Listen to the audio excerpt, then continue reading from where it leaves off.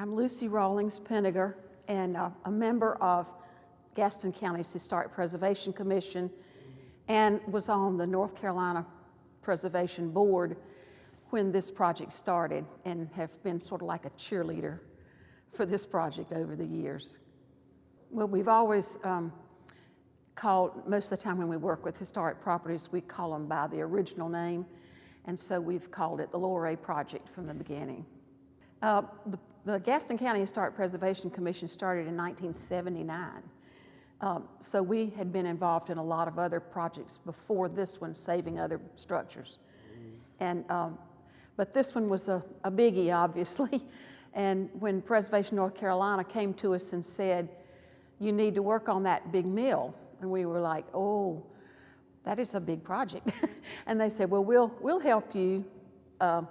We'll help you do this. So once they got involved in it and got the building under contract, we realized that there were people in the community that were scared off because of the Loray story, the strike. Well, in 1929, there was a huge strike at this mill that was the beginning of the 1934 major strike, the largest labor strike that this country's ever seen.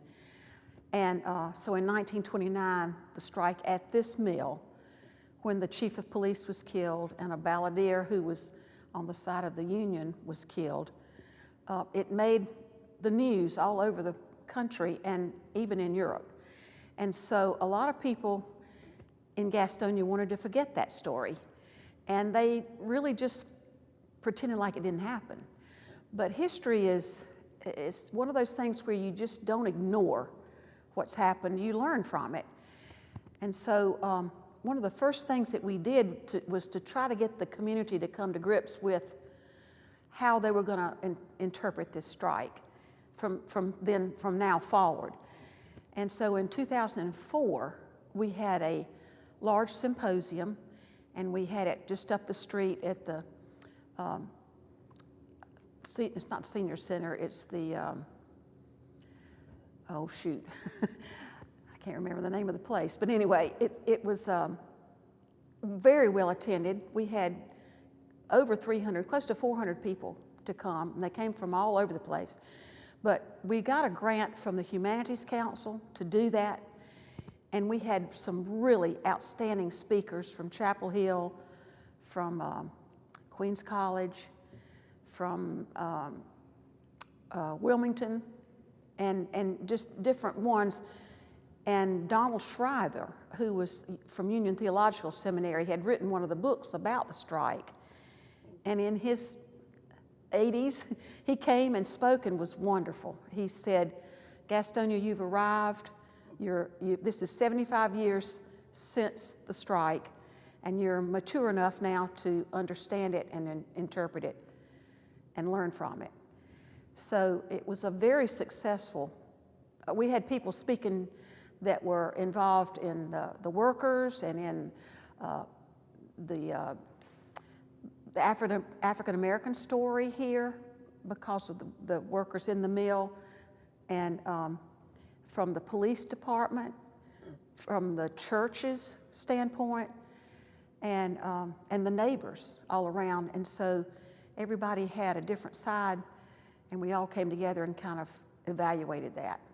Well, as part of that whole grant situation from the Humanities Council, we also did about 30 public speaking engagements around the county to church groups and community groups and all.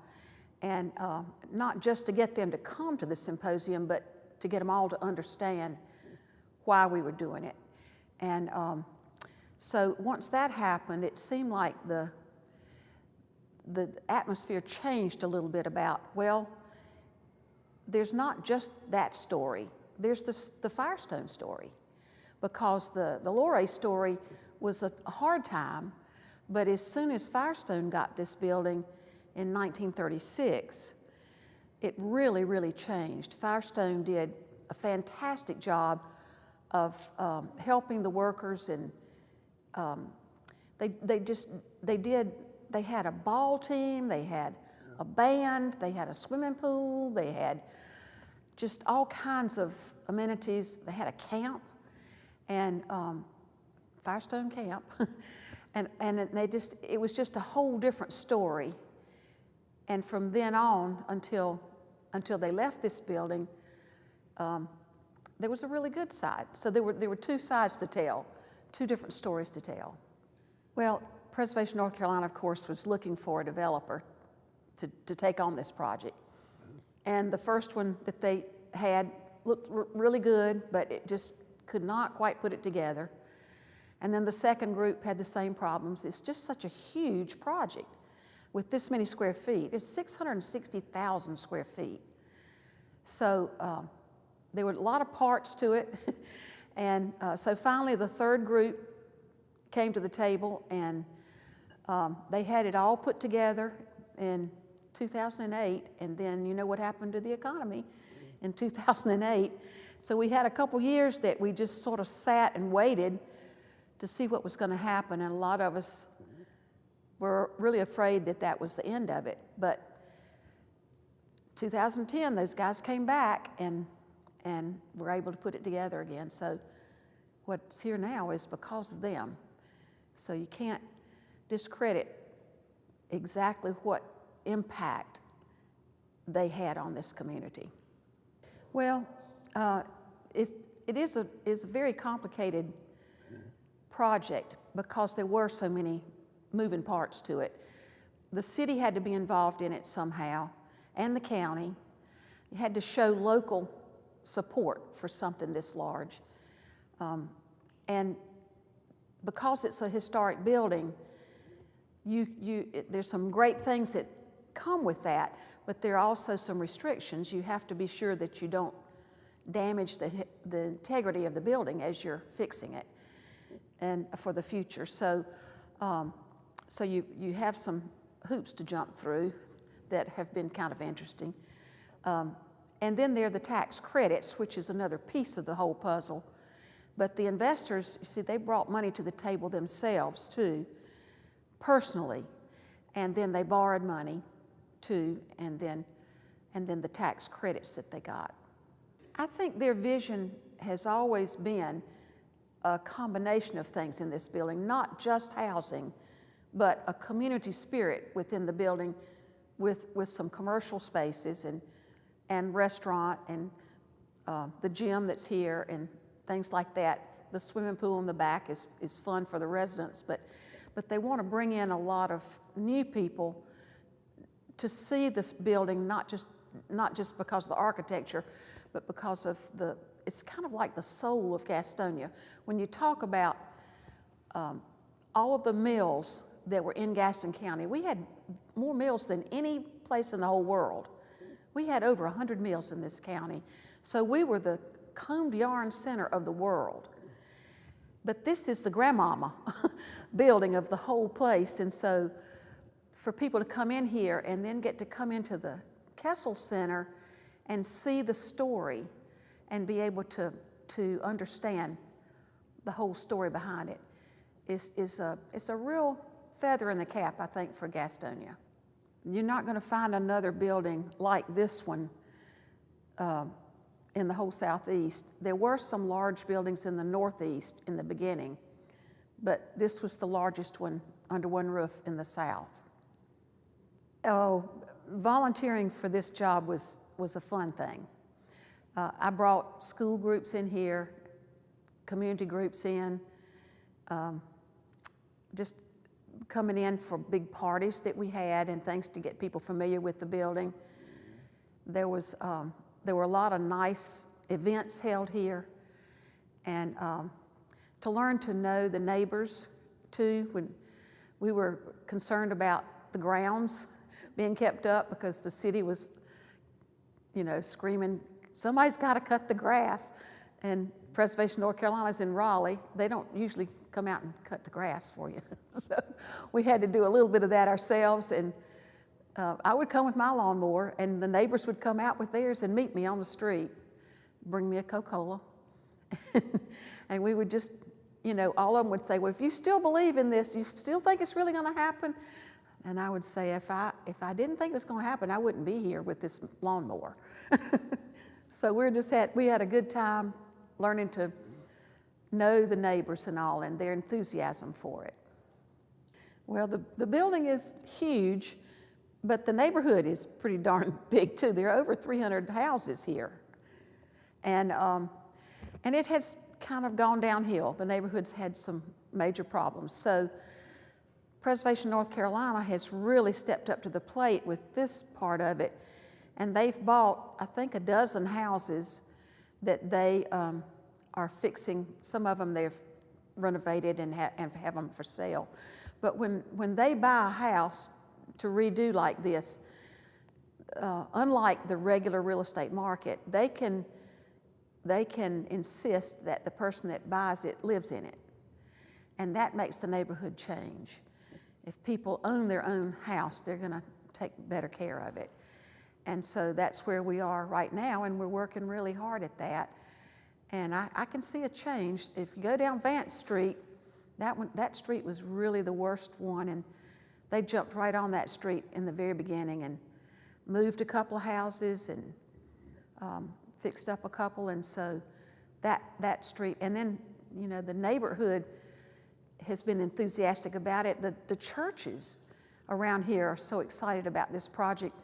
They even had a prayer meeting about this project years ago before it ever happened, sort of in the middle of while they were working on it and trying to put the project together. And the churches got together and at Loray Baptist had a wonderful prayer service.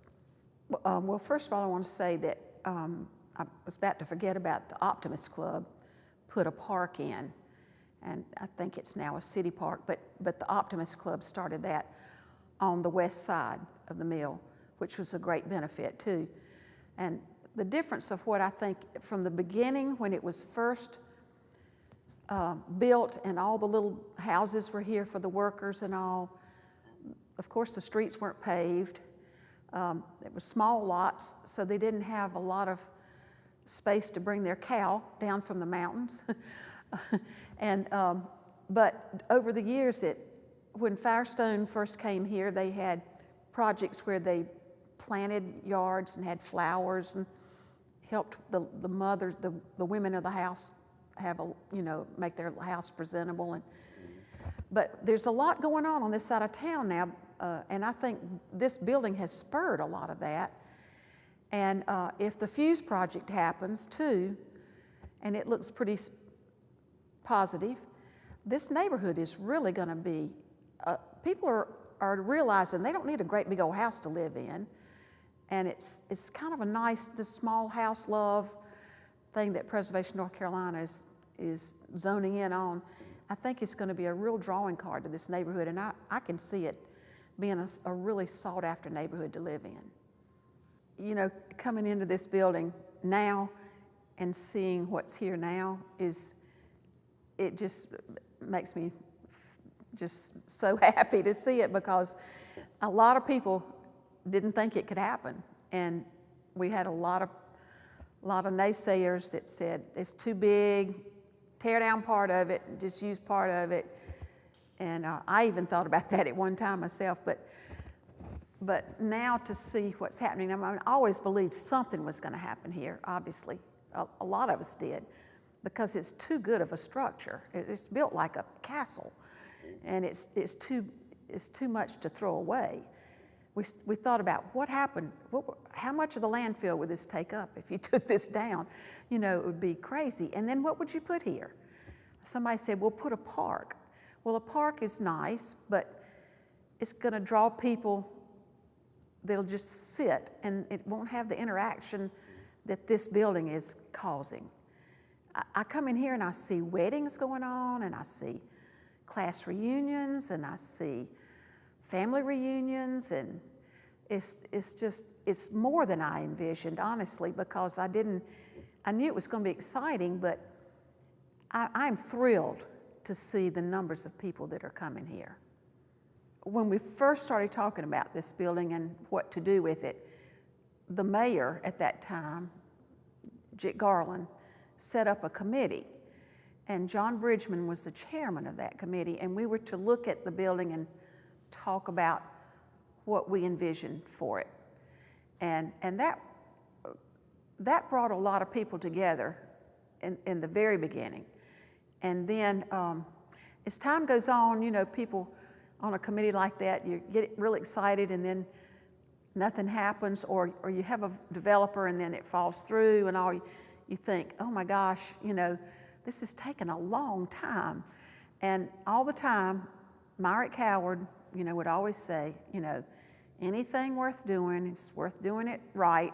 Sometimes it takes longer. Just have faith. And so we just kept plugging along. And some of the people from the very beginning stayed with us the whole time. And we just kept believing it was going to happen. I kind of feel like it had a big part in what's happening now, what's happening around us. We've also had some redevelopment on out Franklin Avenue with the new Walmart out there, and some pretty neat things that are happening along Franklin. But I'm not sure that, I mean, they have a big impact too, but this building it really does have an impact. And when people come into Gastonia, they come off of I-85 onto 321, and they come over that bridge over the railroad, and this building just jumps up at them. You know, you're like, what in the world is that big building over there? So I think we're going to have a whole lot more happening in the really short future. I'm very optimistic about it. When I have people come in from out of town, I always suggest on the way to my house, go by the Loray mill and see if you aren't impressed by this great big old building that is now so vibrant and things are really happening there. I've had people to tell me that they were traveling in Europe and they met up with somebody and they said, where are you from? And when they told them Gastonia, they said, oh, that's where that Loray strike was. And that's people from other countries, you know, that know about this building. Now that hadn't happened a whole lot, but it's happened enough times that I'm really shocked by that. But it also gives me a feeling that, man, if we hadn't saved it, that would have been a travesty if we hadn't saved this building. Because we can show that hard history is not necessarily, you can't destroy it. It's going to be inside of you anyway. And if you can take it and turn it into something good, then it's even better than it was to start with. I can't think of any other way to say that, but it's just, you don't throw away some things that can be reused in another way.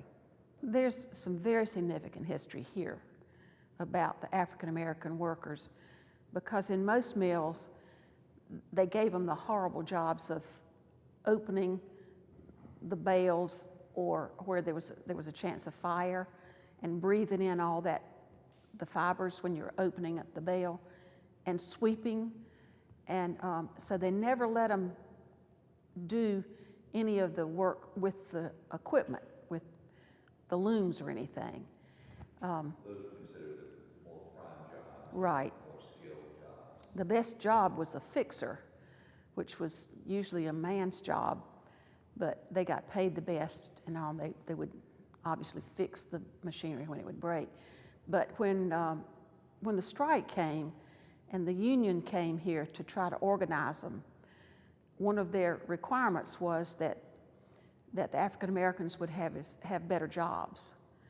And Ella Mae Wiggins, who was the balladeer that was killed, she had 9 children, and 4 of them had died from whooping cough or something like that. And then her husband left her, and so she was living in a neighborhood with the African Americans over in Bessemer City. And she was a white woman, and they had been so good to her that she was supporting them with the union. And that's probably the reason she was killed. I think maybe the other workers who didn't want the black workers to have their jobs. We don't really know for sure because nobody was ever charged with her murder. But that's possibly what happened. However, across the world, she was thought of as a heroine, and they you know, just idolized her.